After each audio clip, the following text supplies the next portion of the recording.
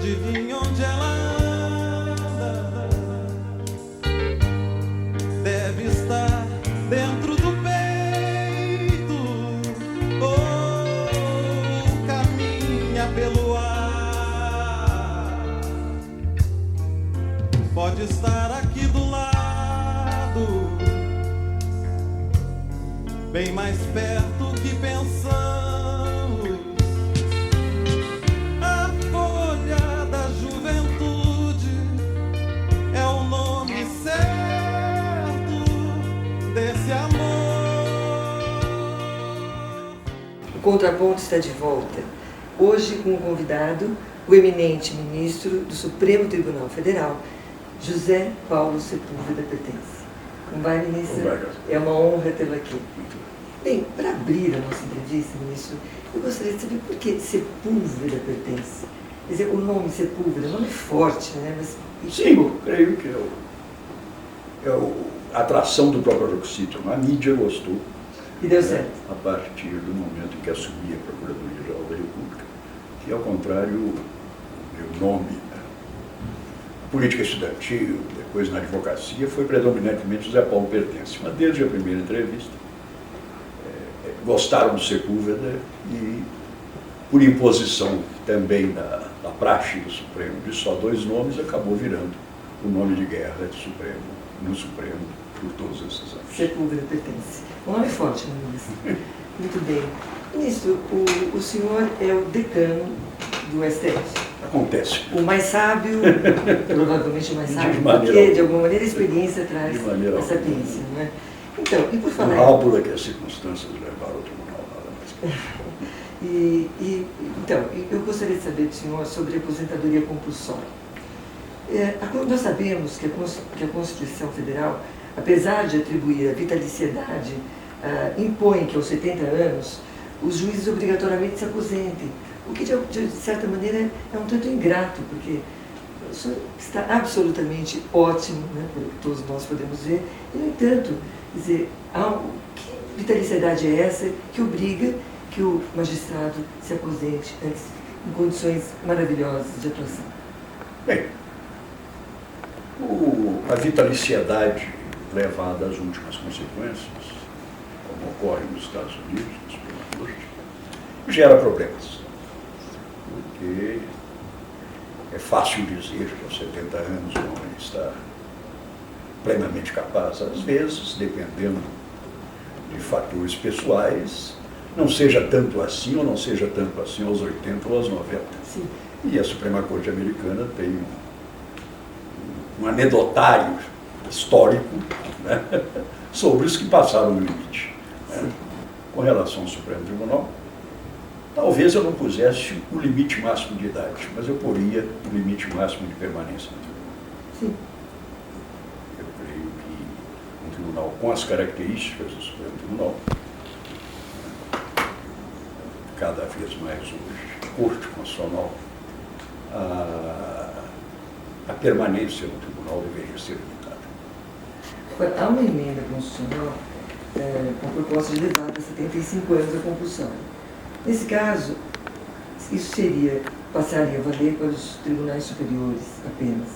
Não seria uma regra isonômica, não é? Sim, eu creio que o problema que se põe genericamente com esta restrição que eu faço com relação ao Supremo Tribunal se põe para toda a carreira. Então a solução deveria ser única.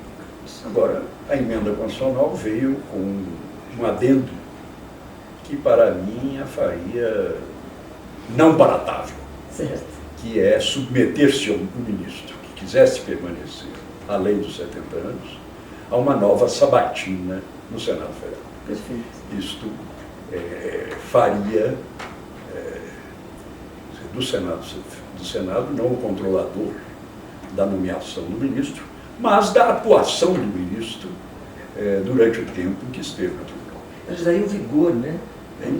Sim, mas eu creio inadmissível é que o ministro do Supremo vá responder a uma sabatina sobre como atuou no Supremo.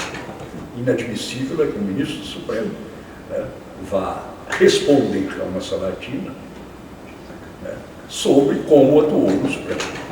Ministro, parece que há quase 10 anos o senhor enfrentou um dilema. O senhor passou, mais ou menos uns 10 anos atrás, salvo engano, quando o senhor passou a presidência para o seu colega, ministro também, ministro Celso de Mello. O senhor passou por uma crise, um dilema existencial, vamos dizer assim. O senhor não sabia se continuaria adjudicando ou não. O senhor recebeu, na ocasião, uma proposta para ser ministro da Justiça. O senhor respondeu, não aceitou e respondeu o seguinte: não me pareceu adequado sair diretamente da presidência do tribunal para o governo. Parece que na época o senhor teria tido algumas rusgas com o presidente de então, Fernando Henrique Cardoso, mas coisas assim, absolutamente saudáveis. Eu pergunto, se tudo tivesse sido diferente, o senhor teria aceitado? Não. Realmente a resposta que dei é sincera. Sem uma crítica aos que efetivamente saíram do tribunal para assumir um cargo no Ministério. É uma posição pessoal. Mas é uma posição puramente pessoal, sobretudo sair de um momento de grande evidência na minha passagem pelo tribunal, que foi o exercício da presidência, e para ocupar um cargo de confiança do governo. Eu creio, ao contrário, por exemplo, sou visceralmente contra certas ideias que às vezes surgem, propostas de emenda constitucional, da pré-quarentena, de que o homem que tivesse ocupado uma posição política não poderia ser ministro do Supremo, senão anos e anos depois. A história do Supremo mostra que alguns dos seus maiores juízes saíram da vida pública, seja do parlamento, seja do governo. Né? O número de procuradores gerais foram alçados ao Supremo Tribunal, de parlamentares, de ministros da Justiça, e alguns deles rigorosamente engrandeceram o tribunal. Foram brilhantes. Sim. Essa própria história contradiz. Sim, essa esta pré-quarentena teria eliminado da história do Supremo, para só falar dos mortos, homens como Orozio Lonato, como Vitor Nunes Leal, como Evandro Luiz Silva. É isso mesmo. Eu fiquei encantada quando fui pesquisar sobre o eminente ministro que o seu governo pertence e descobri ali que o senhor foi uma pessoa, além de ter sido um dos mais brilhantes alunos do país, melhor aluno da turma de Direito, depois entrou em primeiro lugar no concurso do Ministério Público e outras tantas. Aprendi a fazer provas. É modéstia do ministro, mas de qualquer maneira, mais um detalhe. O senhor foi assim, muito atuante na época do golpe militar de 64, atuou muito pela esquerda e inclusive foi preso depois. Foi preso. E me chamou a atenção as suas palavras, quando inclusive o senhor era vice-presidente da UNE, União Nacional dos Estudantes. Lá o ministro disse: aprendi naquele episódio que de uma prisão não pode sair coisa boa. É verdade, ministro? Há uma pequena retificação. Esta prisão ocorreu no próprio dia da edição do ato institucional de 64, depois chamado ato institucional número 1, quando do que a Polícia Militar do meu estado, com áreas de glória, chama a tomada da Universidade Brasil. E eu figurava numa lista já de prisão encomendada. Sim, uma lista de perigo à democracia, vamos dizer assim. Mas, ministro, muito bem. As causas é que estavam muito ligadas à minha atuação no movimento estudantil, então ainda recente. Certo. Mas muito bem, então a pergunta é a seguinte: se não há uma solução, nós sabemos que não há, no sentido de que implementemos pena privativa de direito, ou seja, prisão mesmo, atrás das grades, com dignidade, sem superlotação e ressocialização, o que fazer nisso com um criminoso perigoso em meio? Bem, este é um dos maiores dramas dos que se interessam pelo direito penal e pela filosofia penal. É, de um lado, a falência da pena de prisão como solução penal única. Falência que vem, primeiro, da evidência, da ilusão, e aí, nesse sentido, a frase que você concordou, de que a prisão pudesse melhorar o homem. Em segundo lugar, até por razões mais pragmáticas. Não há finança pública que suporte a multiplicação de prisões como solução penal única. É claro que não se encontrou solução penal alternativa para certo tipo de crimes ou de delinquentes. É lamentável, mas realmente o homem, eu diria, fisicamente perigoso, não há outra solução que não a prisão. Agora, é preciso aprofundar a discussão sobre soluções alternativas para tudo aquilo que não represente o perigo imediato da convivência social com determinados delinquentes. Me parece que apenas 11%, ministro, da população carcerária recebe pena alternativa. É muito pouco. Sim, é muito pouco. Você veja que... E é uma coisa que seria bom para o Estado, porque enquanto é 10 vezes menos o custo de um preso que recebe pena alternativa. Sim, o direito penal alemão, por exemplo. A prática do direito penal alemão hoje, o aprisionamento, propriamente dito, é absolutamente excepcional. É excepcional. O avanço das penas pecuniárias e das penas restritivas de direito. Mudando de assunto, ministro, o senhor foi um dos grandes atuantes, né, na implementação das urnas no Brasil em 96. Conta para nós, sem modéstia agora, ministro, sem modéstia, qual foi a sua atuação? Não. Como é que foi? O senhor enfrentou chuvas e trovoadas? Como é que foi?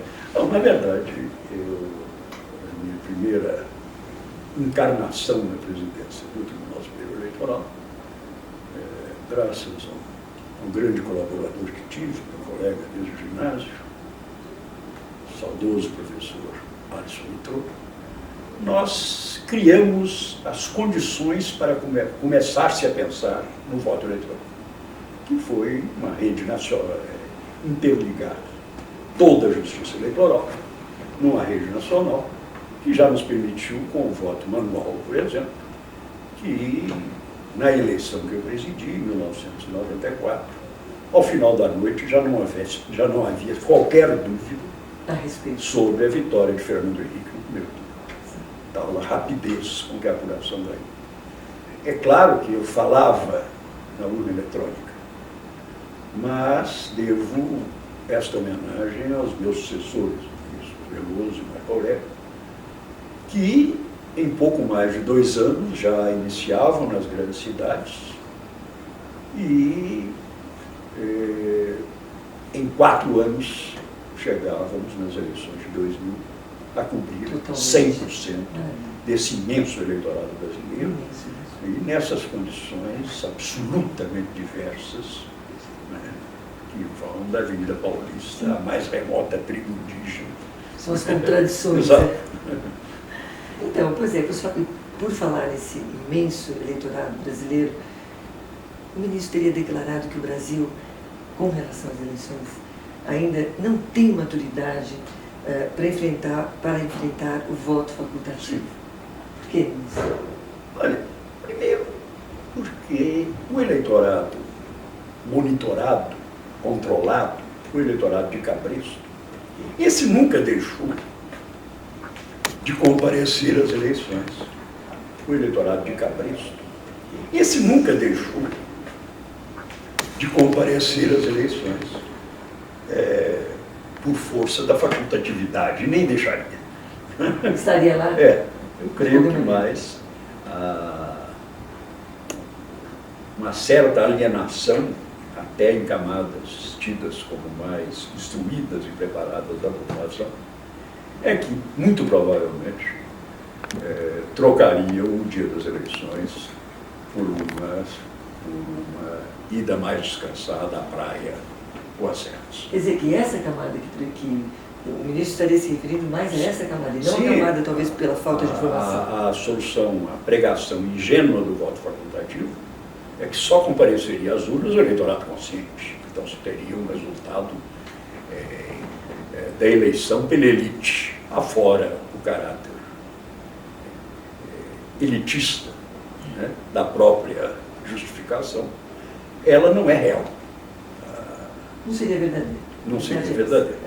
E, ademais, sejamos justos, a obrigatoriedade do voto, o que criou, porque as sanções são tão reduzidas, a anistia da multa é tão sistemática, que, na verdade, a ideia do voto obrigatório tem servido para criar uma consciência de que é necessário votar, a qual adere voluntariamente a imensa maioria da população, como tem comprovado as últimas vezes. Nosso índice de comparecimento, eu creio que é muito mais resultado desta consciência de que é preciso votar do que das sanções. Verdade, porque sanção Para grande parte do eleitorado, nada significa. as sanções são absolutamente inócuas. É verdade. Não pode tirar financiamento na Caixa Econômica. Não, isso não também não. Ministro, com relação ao TRE, Tribunal Regional Eleitoral do Rio de Janeiro, que teria indeferido candidaturas com antecedentes criminais, o senhor também teria declarado o seguinte: o desafio é melhorar e dar rapidez à justiça, e não transformar acusações em punições. Pergunta, ministro, o senhor acha que nós, brasileiros, hoje, rezamos para que aqueles candidatos maculados, de alguma maneira, mesmo, embora ainda não tenham sido julgados pela justiça, que eles se afastem das eleições? Nós estamos assim, um pouco cansados desse pessoal que renuncia, novamente se candidata, enfim. O que o senhor tem a nos dizer com relação a isso? A regra atual, evidentemente, exigindo o trânsito julgado da condenação para gerar a inelegibilidade, foi uma reação da Constituinte de 88 ao passado imediato, onde o simples recebimento da denúncia por uma série de crimes gerava por si só a inelegibilidade. E quem viveu aquela época, eu mesmo, como advogado de justiça eleitoral, normalmente adversários do regime militar, sei o que se manipulou de denúncias apenas para gerar a inelegibilidade. Não desconheço que para a opinião pública urbana seja chocante que certos indivíduos, sobre os quais pesem acusações graves, sejam candidatos e sejam eleitos. Mas também nós vivemos uma outra época extremamente perigosa. Eu creio que nunca a chamada opinião pública brasileira esteve mais à disposição do julgamento pela mente. Sim. Ainda é preciso tomar cuidado. Estamos vendo isso a todas as semanas. Por isso eu acho altamente perigoso. Se chegasse de forma intermediária, pelo menos da condenação das instâncias ordinárias, para mero recurso protelatório, servisse para que não houvesse injustiça. Mas isto de a existência de um processo, já impediu, ou como se chegou a praticar a existência de inquéritos policiais, gerar inelegibilidade, nós poderemos pagar um custo muito alto e aumentar muito essa concorrência desleal. E esta praga da democracia moderna, que é o julgamento pela mente. Esta praga da democracia moderna, que é o julgamento pela mente. Gerando, em contraposição à dificuldade do aparelhamento judiciário de vencer a sua própria morosidade. Afinal, o indivíduo tem o direito de se defender também, de mostrar que estava contando. Ministro, agora entrando num outro assunto, eu gostaria de dizer o seguinte: quem assiste a TV Justiça, enfim, as sessões do plenário do Supremo Tribunal Federal, percebe que enquanto o relator vota, ou enquanto os advogados e o Procurador-Geral da República sustentam oralmente, os ministros ficam lá mexendo nos seus laptops. Isso, no mínimo, passa para o espectador que está assistindo uma certa desatenção. É desatenção, ministro? É desatenção mesmo? Ou teria uma outra explicação? Olha, eu não falo da minha experiência, depois falarei da minha experiência de ministro. Prefiro falar dos meus tempos de advogado. Não há tribunal em que a sustentação oral pertinente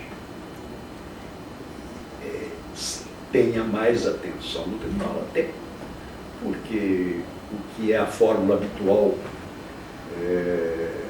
dos tribunais de segundo grau, por exemplo, julgamento das apelações, é que 2 ministros trazem o voto pronto, o relator e o revisor, e sobra um vogal.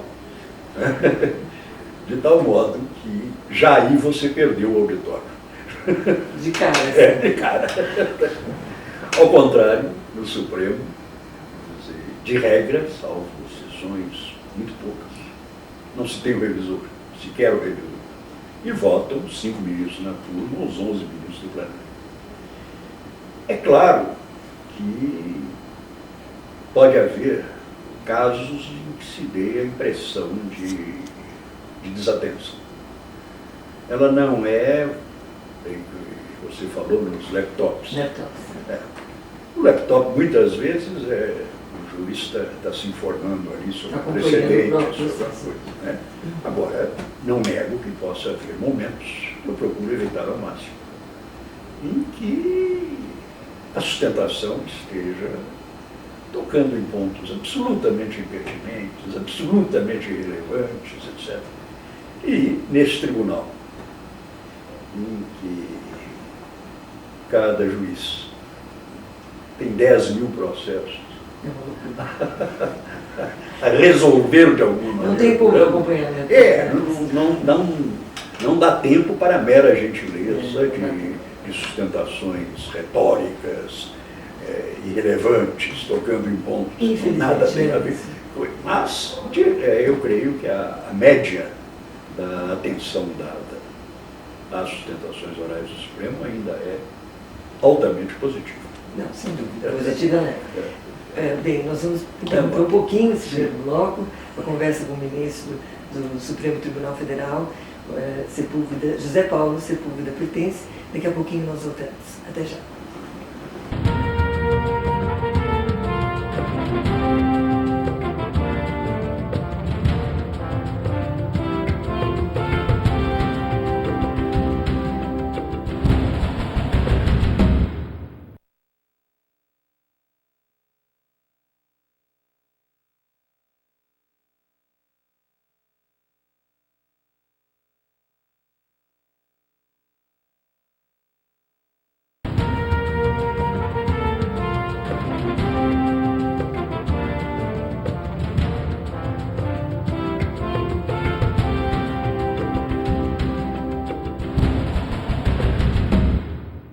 Bem, de volta agora ao nosso segundo bloco, conversando com o eminente ministro do Supremo Tribunal Federal, José Paulo Sepúlveda Pertence. Ministro, vamos continuar? Vamos. E agora nós vamos entrar na sua intimidade positiva. Ministro... A negativa fica de fora. A negativa nós já explicamos. Ministro, o senhor se destaca nas plenárias por ser um ministro que fala de improviso, sempre. Isso que é sequela do primeiro aluno? Não. Sequela de um velho mitingueiro. Agora, como decano do Supremo Tribunal Federal, o senhor, quando profere um voto e é contra um companheiro seu ali, e o senhor insiste na sua posição, eles lhe respeitam por isso? Não, eu sou brigão. E eles lhe respeitam? Tem que respeitar. Mas não há... Não tem enfrentado grandes desafios? Não, o decano às vezes se tem uma certa comiseração pelo velhinho. Tantos anos em Brasília, já se tornou um brasiliense ou ainda visita bastante a sua Sabará, Minas Gerais? As minhas raízes mineiras continuam firmes, agora também sou testemunha ocular da história de Brasília. É verdade, não pode negar. Ministro, o senhor deixa um registro o quê? Qual é o legado que o senhor deixa para o Supremo Tribunal Federal? Sem modéstia, ministro. Não, eu não fui apenas um juiz trabalhador. Muito bem. Eu creio que não tenha desonrado esta função a que se chega por um jogo de coincidências e circunstâncias da vida. Muito bem, mas há um legado, talvez, que o senhor gostaria de ter deixado? Algum exemplo que o senhor gostaria, então, de ter deixado? Ter sido um juiz melhor. O juiz é modesto. Nas minhas pesquisas, eu andei lendo que o senhor anda assim um pouco desestimulado. É verdade, ministro? Pouco cansado. Mesmo com essas coisas lindas, maravilhosas que Pois você é, tem aqui. mas... São suas netas? São as minhas netas. Elas são lindas. E os nomes, ministro? Bárbara e Laura. São as Já hoje únicas adolescentes. São as duas únicas. Hoje adolescentes. Já, Adolescentes, já com certo. menos tempo para dar atenção aos avós. Mas dão carinho, bastante, né? Ministro, o senhor se sente cansado, essas alturas da vida, sim, do Supremo? O Supremo, espero que as próximas gerações, sem muita demora, cheguem a alguns mecanismos necessários para, enfim, diminuir essa estiva, que é cansativa e é, sobretudo, frustrante. Esta sensação de que efetivamente você não conseguirá. É frustrante, é verdade. E que a maior parte do seu tempo é consumida em questões rotineiras e absolutamente irrelevantes. Mas o senhor faz academia? Faço. O senhor faz o quê? Corre, anda, caminha? Gosto de uma esteira e Ministro, dos pesos que ainda aguento. conte-nos um julgamento que o ministro se sentiu injustiçado. Teve algum? Cita assim, ou não? Nunca se sentiu? Não, eu poderia dizer-lhes, mas não vou dizer. Mas vai, porque mas já se sentiu. a convivência num colegiado reclama realmente você, ao terminar o julgamento, despojar-se da briga, até das emoções que passaram, e entender que a maioria sempre sabe. Tá certo. O senhor fazia muito quando assumiu o Supremo Tribunal Federal e que agora não faz mais? O senhor fazia muito e deixou de fazer? Sobretudo, ver os meus amigos, ter mais tempo e senti-los menos descontraídos, por exemplo, de ir à minha casa. O senhor acha que o Supremo Tribunal Federal perdeu um pouco aquele idealismo, que hoje o que mais conta é limpar as mesas, as prateleiras, enfim, o que importa é julgar? Isto prejudica, evidentemente, o trabalho no tribunal, e, como lhe disse, é frustrante. Daí os improvisos no plenário. Ministro, o senhor já pensou no seguinte? O senhor pretende sair mesmo? Não sabe ainda? Estou num momento de reflexão. De reflexão. O senhor já pensou que nós levamos em conta que o presidente Lula agora, o atual, quer dizer, independentemente de quem estivesse no executivo no momento, mas o senhor saindo, o senhor dará muito poder para esse, no caso de ser reeleito, porque ele já terá indicado... É claro que o poder do presidente da República de indicar o ministro supremo é grande. Sim. Mas, na verdade, as repercussões sobre o futuro do tribunal, salvo escolhas desastradas, acho que não teria. Não tem influído muito, ao contrário do que se pensa no futuro. Ministro, bom, o senhor é um homem experiente e sabe porque a experiência traz a sapiência. Nós já dissemos isso aqui. Certamente o senhor vai saber o que será melhor, né?